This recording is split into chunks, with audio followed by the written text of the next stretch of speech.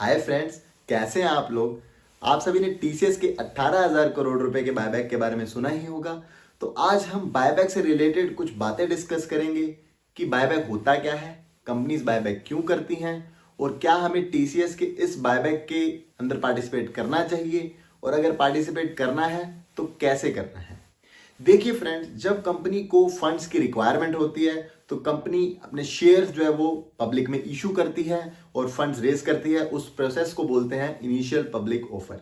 वैसे ही जब कंपनी को फंड्स की रिक्वायरमेंट नहीं है, उसके पास बहुत सारा एक्सेस कैश पड़ा है, तो कंपनी क्या करती है, कंपनी अपने ही शेयर्स को बाय बैक कर लेती है मार्केट से, जिसे बोलते हैं बाय बैक ऑफ शेयर्स यानी कि रीपर्चेज। देखिए, कंपनी ऐसा क्यों करती है उसके पीछे बहुत सारे रीजंस हो सकते हैं, लेकिन उन रीजंस को जानने से पहले हम ये जान लेते हैं कि बायबैक को प्रोसेस करने के या बायबैक करने के कितने तरीके होते हैं। मेजरली दो दो तरीके होते हैं बायबैक करने के। एक तरीका है टेंडर ऑफर या टेंडर रूट, दूसरा है ओपन मार्केट परचेज। देखिए, टेंडर रूट के अंदर क्या होता है कि कंपनी स्पेसिफाई कर देती है कि हम इतने X number of shares buy करेंगे, इस प्राइस पे बाय करेंगे और इतने टाइम के अंदर अंदर हम बाय करेंगे। तो प्रॉपर एक पूरी डिटेलिंग आ जाती है, जैसे आईपीओ के केस में आती है। तो जैसे जो ये टीसीएस का बायबैक आया है, ये टेंडर रूट वाला ही बायबैक है। मतलब इसके अंदर कंपनी ने बता दिया है कि 4 करोड़ शेयर्स बायबैक करेंगे, 4500 रुपए प्रति शेयर के हिसाब से बायबैक करेंगे, टोटल 18,000 करोड़ रुपए का बायबैक होगा। तो ये इसे बोलते हैं टेंडर रूट ऑफर। दूसरा तरीका क्या है बायबैक करने का, ओपन मार्केट परचेज। इसके अंदर क्या है, कंपनी डायरेक्टली किसी से जाकर शेयर्स नहीं बायबैक करेगी, वो डायरेक्टली मार्केट से परचेज कर लेगी शेयर्स। जैसे आप और हम सब ब्रोकर के थ्रू शेयर्स परचेज करते हैं किसी भी कंपनी के, उसी तरीके से कंपनी अपने ही शेयर्स मार्केट से बाय कर लेगी स्पेसिफिक प्राइस पे। तो ये होता है ओपन मार्केट का जरिया। तो देखिए, ये तो हमने पता कर लिया कि बायबैक कंपनी कैसे करती है। अब हम बात कर लेते हैं कि कंपनी बायबैक क्यों करती है।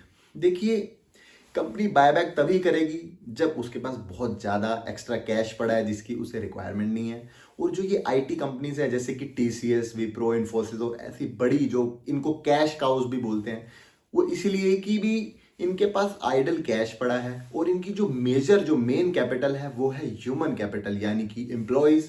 और एम्प्लॉयज़ को ये देते हैं सैलरीज। उसके बाद जो भी इनके खर्चे हैं वो सब होने के बाद जो भी फ्री कैश फ्लो बच जाता है वो इनका एक्यूमुलेट होता रहता है, क्योंकि इनकी केपेक्स हैं कम, मतलब एक्सपेंडिचर, बिजनेस को इंक्रीज करने के एक्सपेंडिचर इतने हैं नहीं जितनी इनकी अर्निंग्स हैं।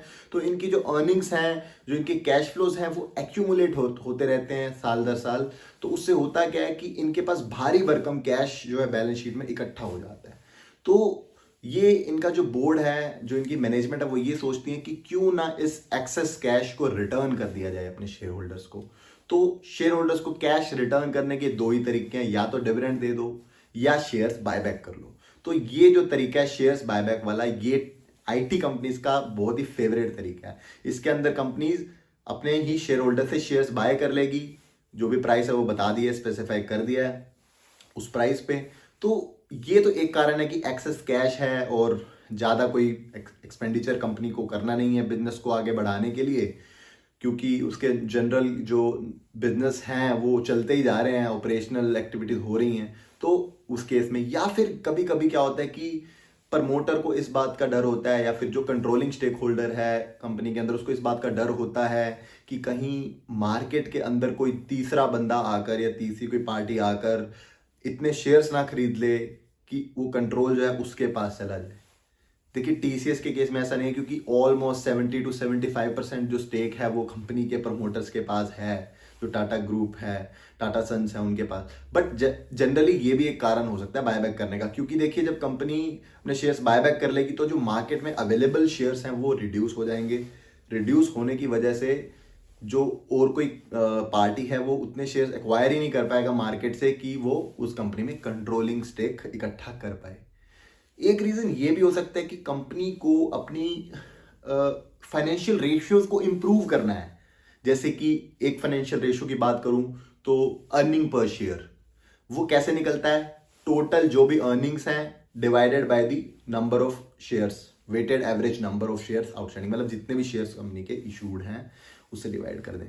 तो अगर आपको मैं एक सिंपल एग्जांपल दूं, सपोज कर लीजिए कि किसी भी कंपनी की अर्निंग है टोटल 100, ठीक है, और आउटस्टैंडिंग शेयर्स जो हैं वो हैं 10, ठीक है, मान लेते हैं। तो अर्निंग पर शेयर कितना हुआ, 10 रुपीज, ठीक है, क्योंकि 100 डिवाइड बाई 10, ठीक है। अब अगर मैं जो ये आउटस्टैंडिंग शेयर्स हैं 10, इनको मैं 10 की जगह 5 कर दूं, 5 कैसे हो जाएंगे, जब मैं बायबैक कर लेता हूं 5 शेयर्स, मेरी कंपनी 5 शेयर्स बायबैक कर लेती है तो 5 रह गए। अब अर्निंग पर शेयर कितना हो गया, अब 100/5 यानी कि 20 हो गया अर्निंग पर शेयर। तो फाइनेंशियल रेशियोज को इंप्रूव, ऐसे और भी फाइनेंशियल रेशियोज इंप्रूव होते हैं बायबैक होने से, तो उनके बारे में हम कभी और डिस्कस करेंगे। बट ये भी एक रीजन होता है मैनेजमेंट का कि अपनी फाइनेंशियल रेशियोज या जो परफॉर्मेंस जो रेशियोज में दिख रही है उनको इंप्रूव करना हो, तो ये भी एक कारण है। तो बहुत अलग अलग कारण है, इसके अलावा भी बहुत सारे कारण हैं। तो ये तो है कारण कि कंपनीज बायबैक क्यों करती हैं। अब हम बात कर लेते हैं कि टीसीएस के इस बायबैक में क्या हमें पार्टिसिपेट करना चाहिए, जो कि सबसे इम्पॉर्टेंट क्वेश्चन है।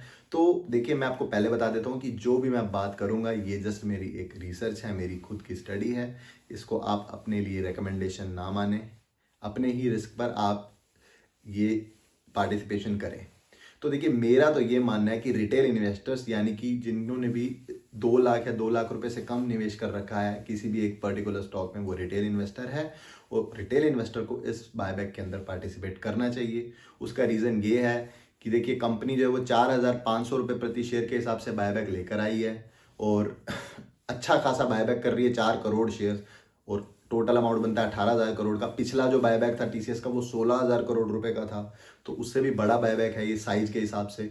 और अभी जो करंट मार्केट प्राइस टीसीएस का जो चल रहा है शेयर बाजार में, जो स्टॉक मार्केट में चल रहा है, वो है 3,850 रुपए के करीब। तो अभी भी जो आप देख रहे हैं कि 650 रुपए का अपसाइड है, प्रीमियम पे अभी भी प्रीमियम अवेलेबल है। मतलब अगर अभी भी मार्केट से 3850 में खरीदते हैं और बायबैक में देते हैं शेयर को, तो आपको अच्छा फायदा हो सकता है। क्योंकि देखिए, हिस्टोरिकली ऐसा देखा गया है कि टीसीएस और ऐसी अच्छी आईटी कंपनीज की जो बायबैक है, इसके अंदर रिटेल कोटा जो है उसके अंदर अच्छा एक्सेप्टेंस रेशियो रहा है।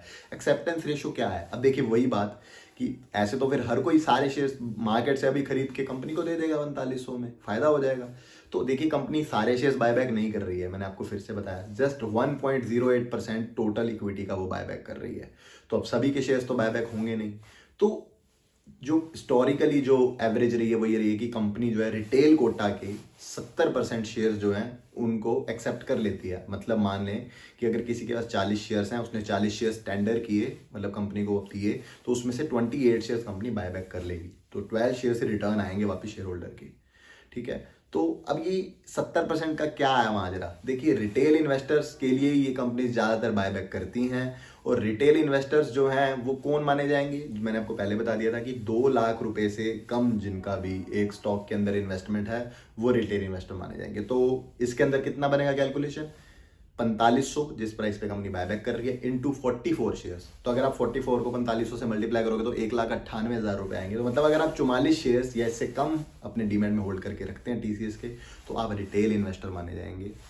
तो अगर आप 44 शेयर्स टेंडर करेंगे तो आपके 70%, क्योंकि हिस्टोरिकली 70% एक्सेप्ट कर लेती है कंपनी, ऐसा पाया गया है, तो आपको अच्छा फायदा हो सकता है इस केस में। और ये भी मैंने देखा है, ये मेरी स्टडी के हिसाब से मैं बता रहा हूँ कि अच्छी कंपनीज जो बायबैक लेकर आती हैं, इनका क्या होता है कि जिस दिन रिकॉर्ड डेट होती है, मतलब कि उस दिन आपके पास शेयर्स डीमैट अकाउंट में होने चाहिए अगर आपको बायबैक के लिए एलिजिबल होना है, उस डेट तक जो प्राइस ये बायबैक कर रखती हैं वो मार्केट में ही आ जाता है। मतलब कि जो अभी 3,850 है ये 4,500 ही हो जाएगा रिकॉर्ड डेट वाले दिन। तो मतलब आपको बायबैक में टेंडर करने की जरूरत ही नहीं पड़ेगी। ऐसा हुआ है, ये रियलिटी है, ऐसा हुआ है। क्योंकि इन कंपनीज की जो मैनेजमेंट है वो जो बोलते हैं वो करके दिखाती है। क्योंकि ज़्यादातर क्या होता है, कंपनीज बायबैक अनाउंस कर देती हैं फिर विड्रॉ कर देती हैं, तो इसके केस में ऐसा नहीं है। तो ये भी आप मान सकते हैं, तो अलग अलग पर्सपेक्टिव हैं। लेकिन मैं आपको वैसे बता रहा हूँ कि टीसीएस का जो बायबैक है वो एक ल्यूक्रेटिव अपॉर्चुनिटी है और आपको इसको मिस नहीं करना चाहिए मेरे हिसाब से।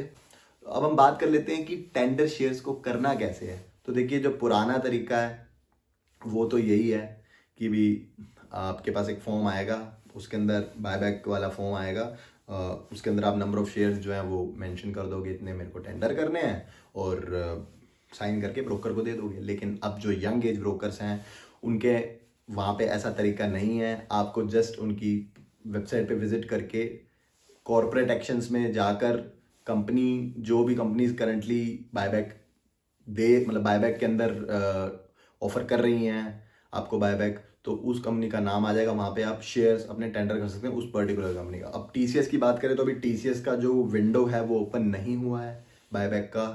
तो जब भी टीसीएस का विंडो ओपन हो जाएगा बायबैक का, तो वहाँ पे टीसीएस का भी नाम आ जाएगा। तो जैसे मैं काइट यूज़ करता हूँ, जेरोधा, उसके अंदर प्रोफाइल के अंदर कंसोल के अंदर कॉर्पोरेट एक्शंस के अंदर ये ऑप्शन आता है बायबैक का। तो वहाँ से जाके शेयर्स टेंडर कर सकते हैं। ऐसे ही आप अपने ब्रोकर से पूछ सकते हैं कि शेयर्स टेंडर कैसे करने हैं, वो सारा प्रोसेस आपको आपका ब्रोकर बता ही देगा। तो आपको ये बायबैक का वीडियो कैसा लगा कमेंट सेक्शन में मेंशन करके ज़रूर बताएं। और अगर आपको कुछ और भी जानना है इसके अलावा, तो उसके बारे में भी आप कमेंट सेक्शन में मेंशन करके ज़रूर पूछ सकते हैं। आपको ये वीडियो अच्छा लगा है तो लाइक करें इस वीडियो को, और इस वीडियो को अपने फ्रेंड्स के साथ शेयर भी करें, क्योंकि इस वीडियो से बहुत कुछ जानने को भी मिला है आपको, और इसके अंदर एक अच्छी अपॉर्चुनिटी के बारे में मैंने बताया आपको। और अगर आप हमारे नए हैं इस चैनल पे, तो आप हमारे चैनल को सब्सक्राइब करें। Thank you, have a good day.